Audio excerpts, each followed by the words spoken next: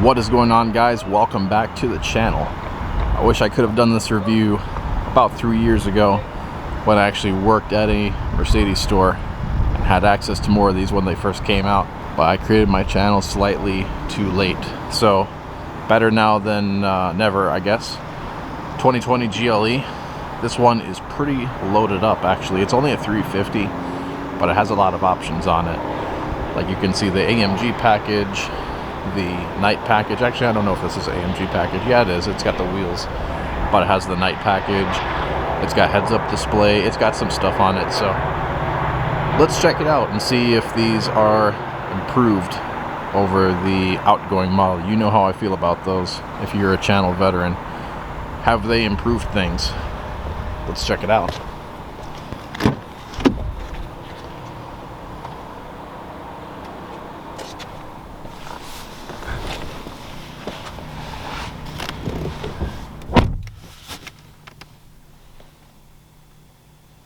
This one does have some pretty dark tint.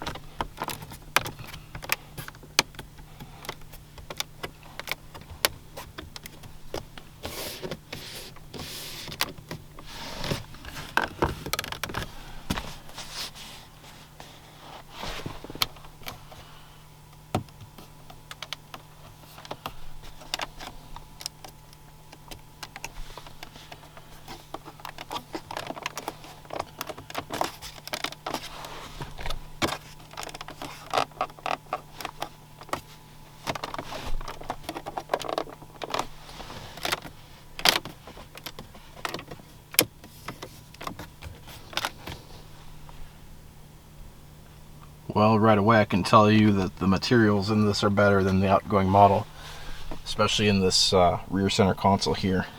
The old car, this was some of the worst plastic I've ever seen, whereas this is textured soft touch. Not super soft, but still counts as soft. So, good on Mercedes. They finally addressed that. But let's check out the front seat.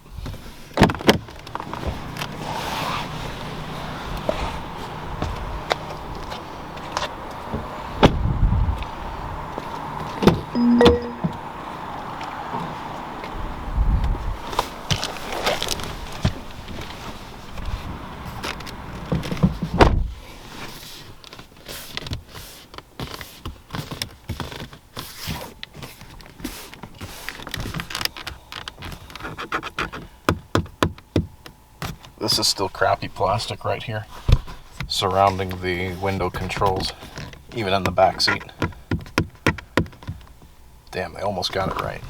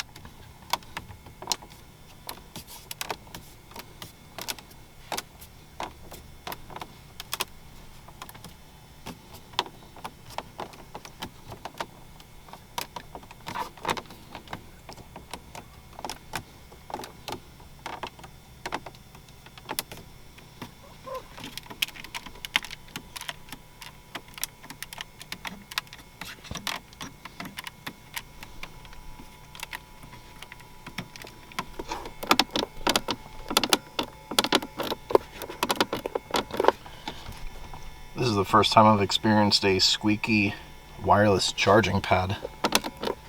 That's weird.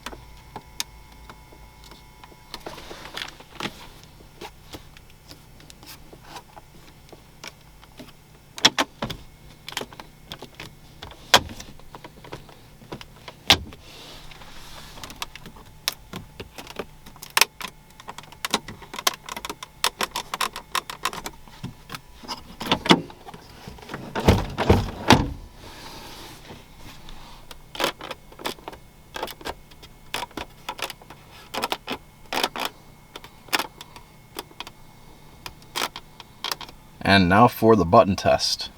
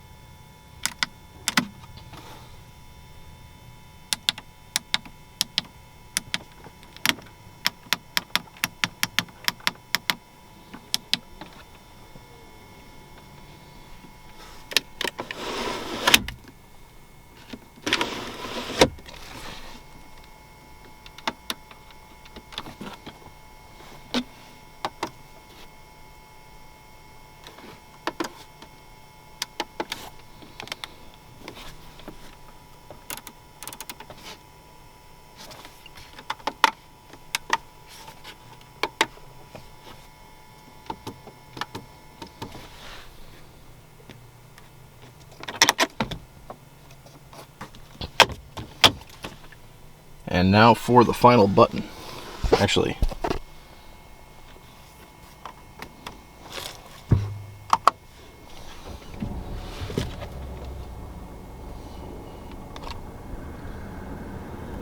alright, how did it do? Well, this is a big improvement over the outgoing GLE / ML. This is considerably better in both fit and finish and materials. Fit and finish is still a little bit disappointing to me. And there were a few areas that squeaked that really shouldn't be squeaking. But it's better than the outgoing model, by far. So, fit and finish wise, I'm gonna give it a 6 out of 10. Not really high, but again, Mercedes, I use a different standard based on my past experiences. So it's not perfect, but it's getting there. We're getting better here. We're improving. 6 out of 10. As far as the materials go, that's where I really want to talk about here. Everything in this is just so much better than the old car. That car didn't do too bad with the areas that did have the soft touch. This continues that very good soft touch. I think it's even better in this one, actually. Feels really good. All the main points that you touch feel very good, except for this little area by the window controls. And these vents, not so much these vents, but like this little fake vent insert thingy here, and the vent over here don't feel that nice. They feel very cheap, flimsy, and as you can see and hear in the video, they do squeak. Not liking the vents and the gear lever right here. And the window controls look sleek and modern and everything. These are in all the new Mercedes now.